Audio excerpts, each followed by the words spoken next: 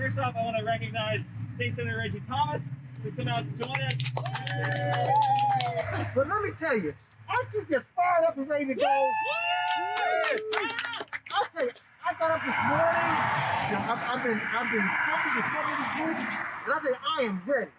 And what's the important thing? I am ready to retire Mitch McConnell. Yeah.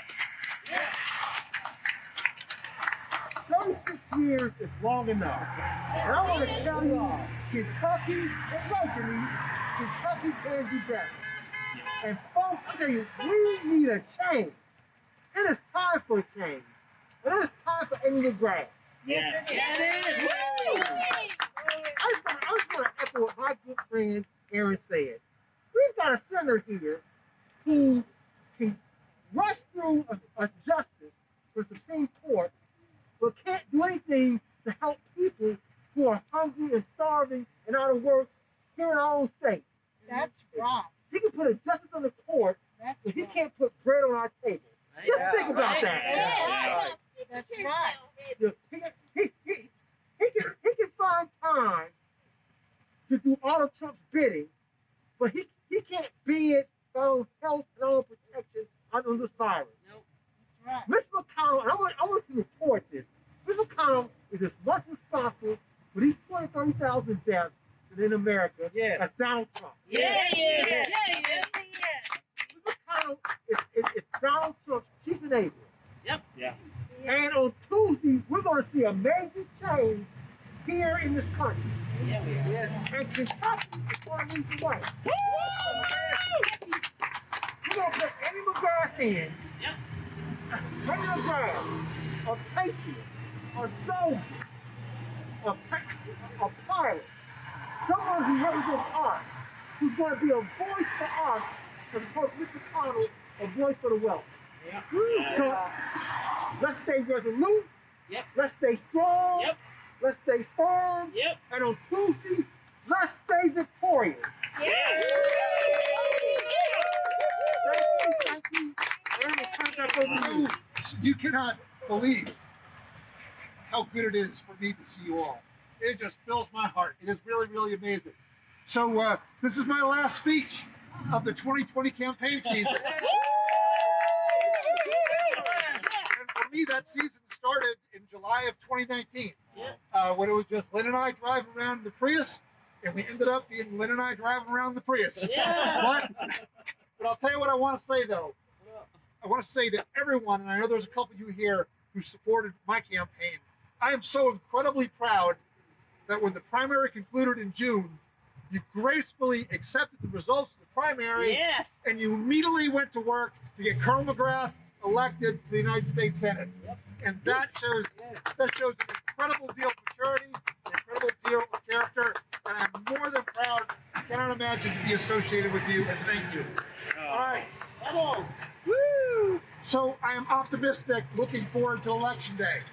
I'm cautiously optimistic, but I am not optimistic about what happens, because no matter whether we take the White House, we take the Senate, we retain the House of Representatives, I am still concerned that we are under threat, whether or not we'll remain a nation of laws. And that is what is most important to me. And so I'm concerned about the future. And it is with great caution, with great respect, that I want to borrow a phrase from our Jewish brothers and sisters who survived the Shoah. And their phrase is, never forget. Never forget.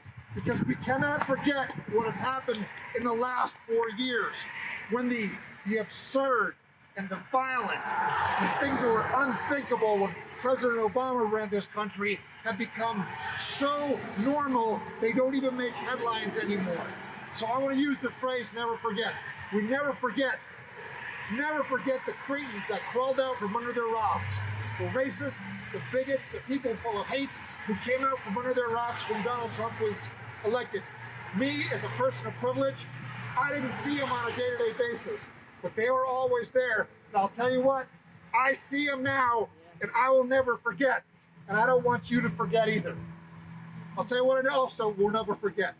We're never going to forget that the killers of Ahmaud Arbery, Breonna Taylor, Eric Garner, Yeah. We're allowed to walk free.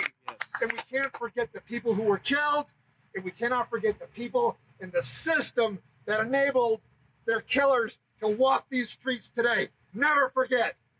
Yes, sir. There are other things we absolutely cannot forget. And I don't want to take too much time. There's signs to be waved.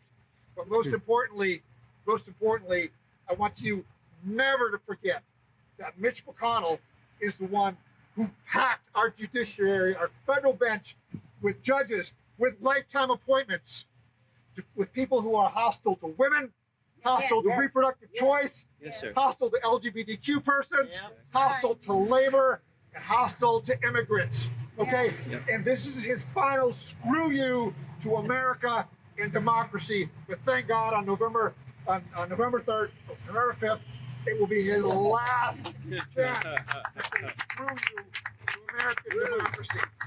Now I want to conclude with two more things. Right here in Fayette County last night, there were 10,000 ballots that have not yet been returned. That means some of us here know people who haven't turned in their ballots. So this weekend, please go home, call your friends, call your relatives, call your neighbors, and help them get their vote in. Because one thing we learned in the 2018 gubernatorial election is every single vote counts. And the last thing I want to say to you is this, is that while I want you to exercise your right to vote, your right to assemble, your right to petition your government, I want you to do it, particularly in the next couple of weeks, with a great deal of caution. Because there are people out there who are itching for a fight. There are militias, there are politicians, there are even some churches who are advocating for a civil war in this country. They're ready to turn a verbal confrontation into a firefight. So please, keep doing what you're doing, but be careful because we have a lot of fights ahead of us. That's it. Aaron, thank you so much for having me. Senator, thanks so much. It is time to ditch Mitch. Woo!